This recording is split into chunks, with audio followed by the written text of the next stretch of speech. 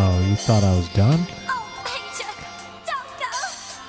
Young Guru, Just Blaze, Killer, Diplomat. Oh, you thought I was done? You think you could do this to me? Oh, playing out to, God, my phone went off. Playing off to the Diplomats. Dipset. You thought I was done. You guys thought I was done. I am here, Chris Lazar. This is the thread. I know I haven't posted in a while. But that doesn't mean I was done. I just didn't have anything to say. I'm not just going to come on willy-nilly. I want something to say whenever I come on.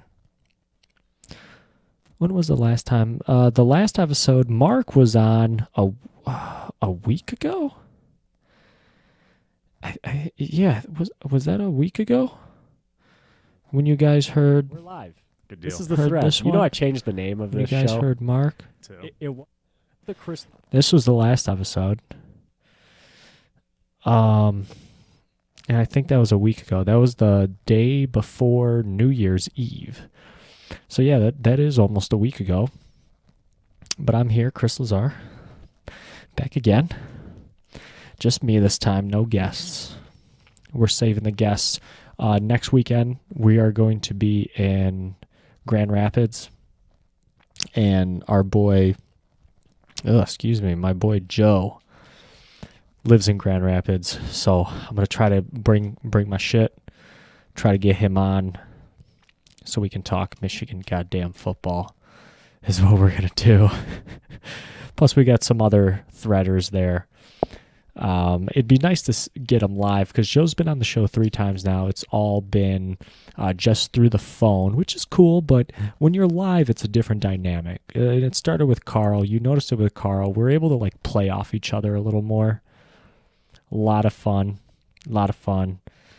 So that is the plan for next weekend, is to be in good old GR. I haven't been there in a while. We're going to a Grand Rapids Griffins game. Should be fun. I've never been there. Van Andel Arena. I've never been there, but I'm excited to go. I'm excited to see everybody in the thread. See how everybody's doing out there on the west side.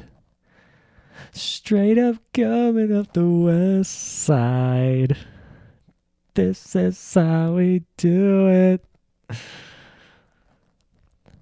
Out there in Grand Rapids, Michigan. Which reminds me, I actually got to get work off. I'm gonna try to leave work early, but anyway, I wanted to do something this episode that was a little bit different because it is just me and it's a new year, and I need to have this be kind of a little more focused. I don't want to just spew random shit at you guys, although it is fun to do that whenever we have a guest on. It is pretty fun. Check out that episode with Mark if you want a good laugh.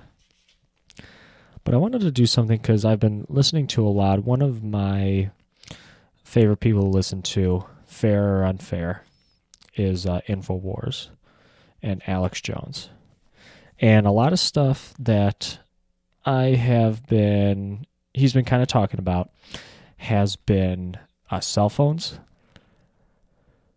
Cell phone transitioning from a 4G network to 5G and the detrimental health effects that it's going to have on us. And I've been trying to do a little more research into this. And I kind of want to spend some time this week, which is going to mean multiple episodes, kind of deep diving into this. Starting off with just something really basic.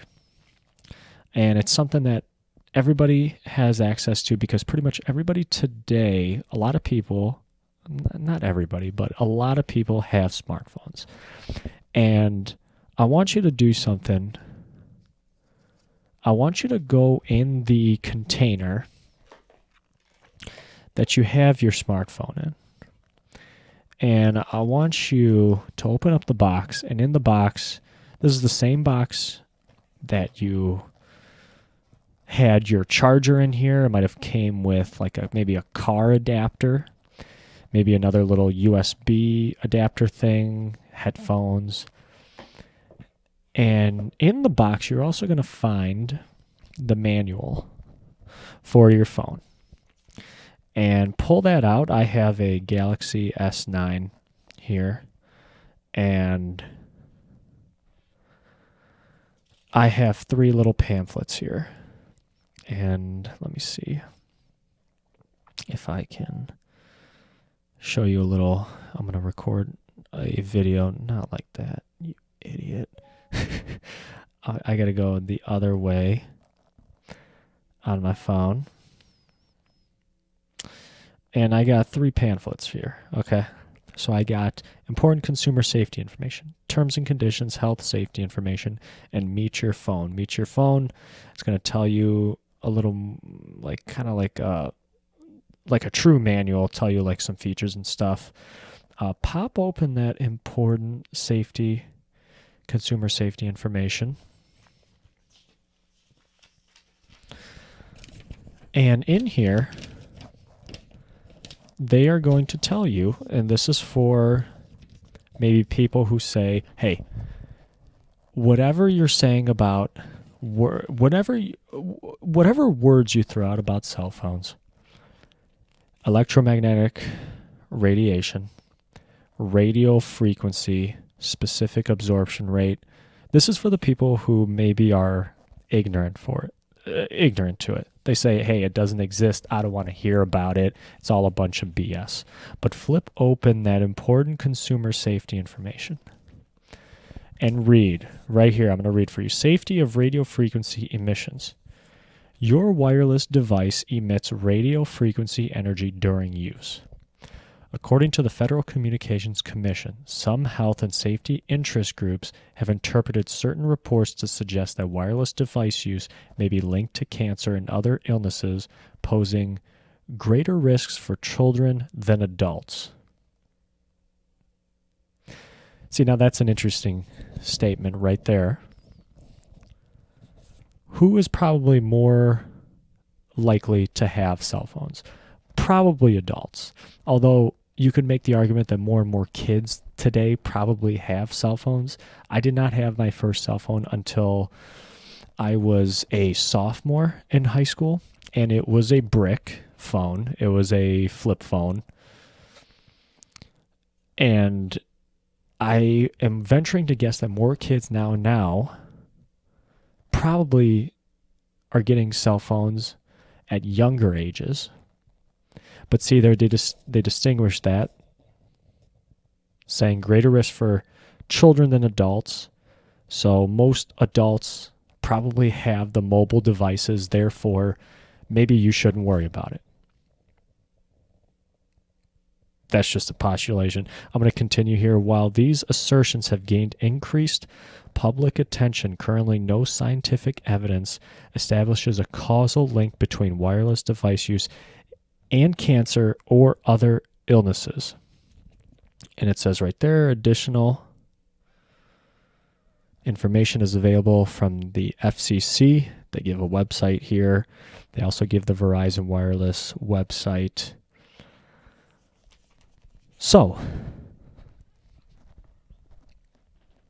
right there, what's step number 1 in all addiction forums, Alcoholics Anonymous? First step, I believe, is you have to admit that you have a problem, right?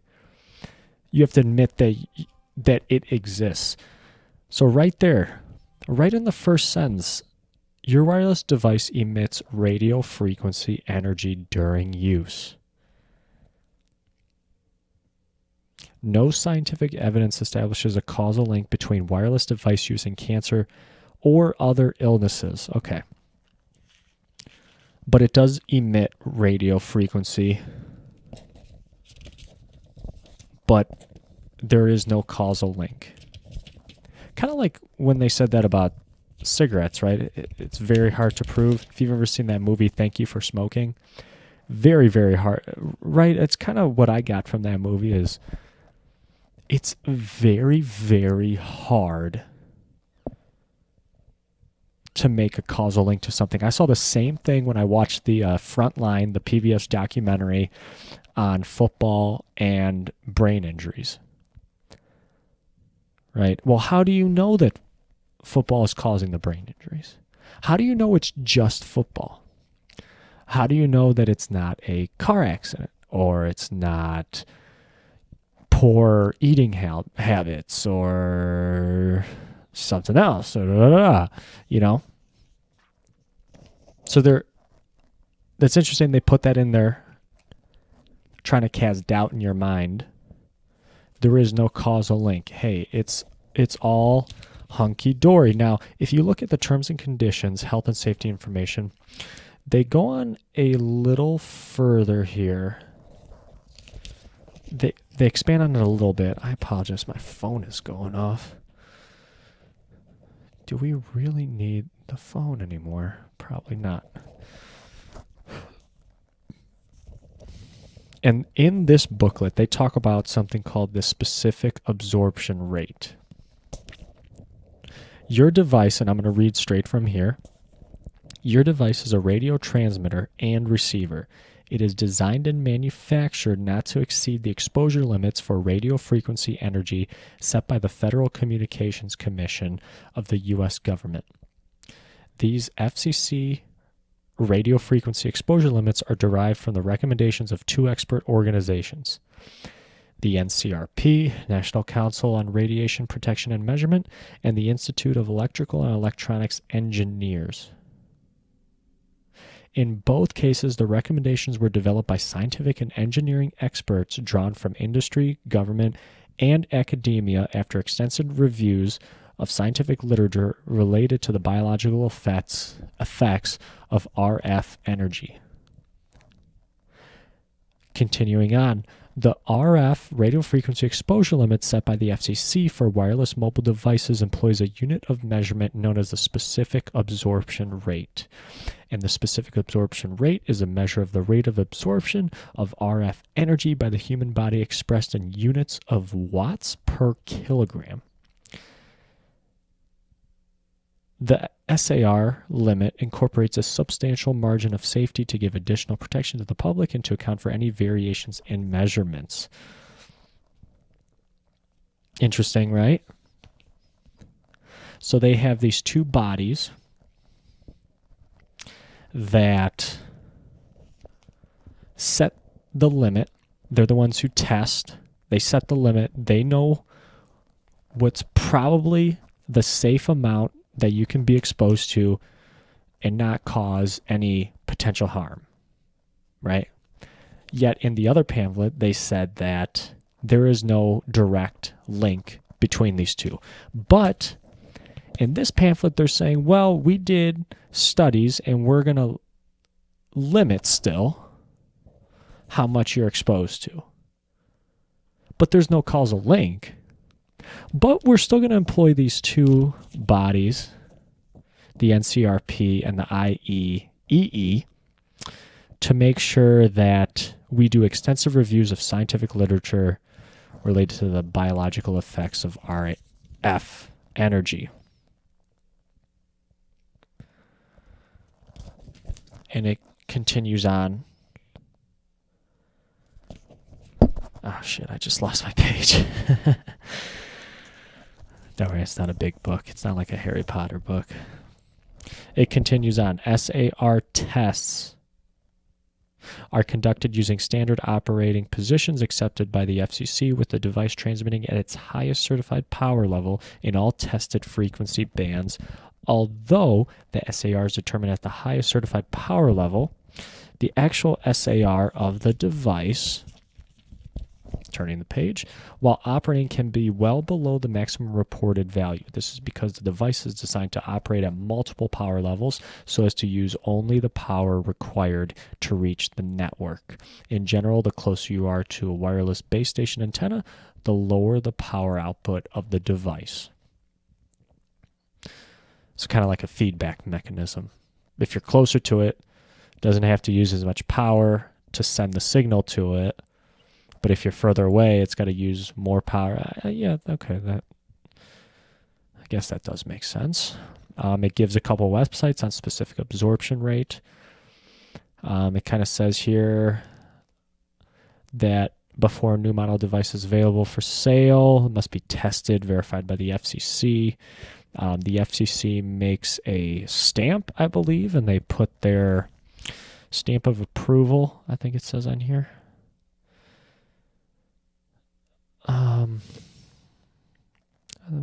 Sure, compliance guidelines for typical operations. The device has to meet FCC is granted for the device with all reported necessarily evaluated as in compliance. SCR values for body-worn operations are measured when used with an accessory that contains no metal and that positions the device a minimum of 1.5 centimeters from the body for body-worn operations. Interesting. So the FCC safety limit for body-worn specific absorption rate is 1.6 watts per kilogram.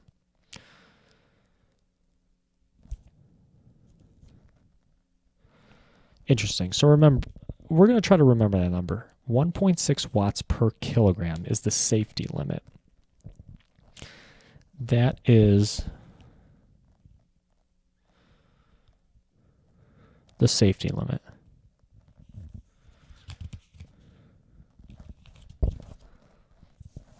And so they tested it.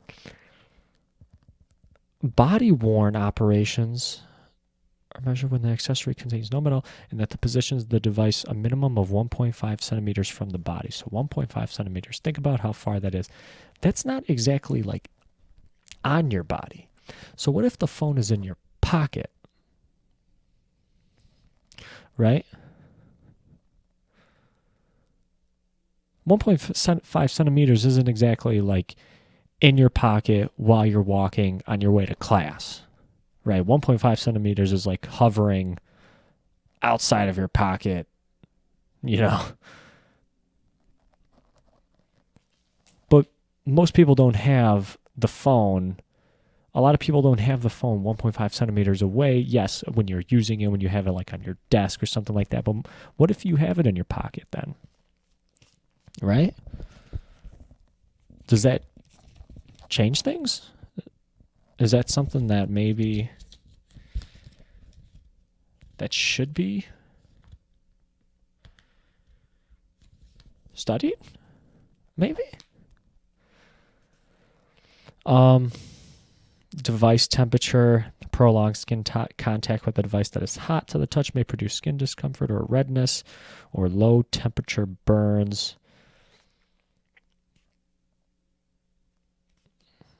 Also, it's very interesting here.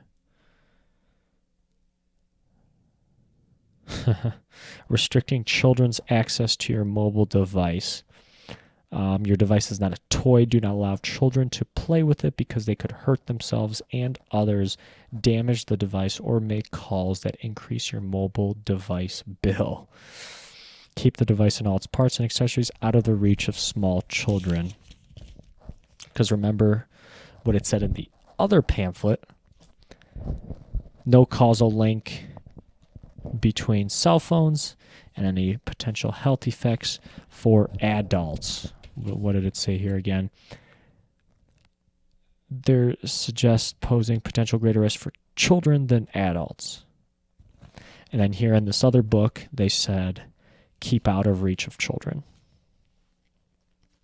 So a couple things going on here, right? Why have the safety and health information? Why employ two bodies, regulating bodies, to study health effects if there's nothing really going on?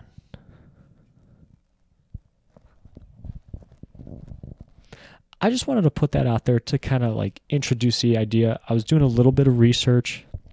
My goal this week for you guys, I want to deep dive a little more into this. I'm going to come at you multiple times this week. All right, it's going to be different than other episodes. It's not going to be me joking around, me, comedian Chris, me, comedian Chris having guests on and us bullshitting around, I kind of want to deep dive into this and see how far the rabbit hole goes. So you're going to see a different side of Chris. But let's take a look at this. Let's come back on Friday and Saturday. I'll give you a little more fun on that, but I want to go into this a little more because I've been hearing a lot about this. I want to know, should I be worried? Does it really matter? Yeah, well, you know what? Sure, cell phones are not the greatest for you, but hell, I do other stuff that's probably not great for you either. Drinking, I don't really drink, but people who drink, you eat bad. Hell, cell phones are the least of my worries, right? That's probably what people would say. Just add it to the list of all the things that are bad for you in life, right? But we're going to see. We're going to see. I want to make that a goal for you guys. I want to give you guys some good content here. We'll see what I can come up with. Thank you for listening, y'all. My name is Chris Lazar. Signing out. Till next time. You'll hear from me very soon. God bless.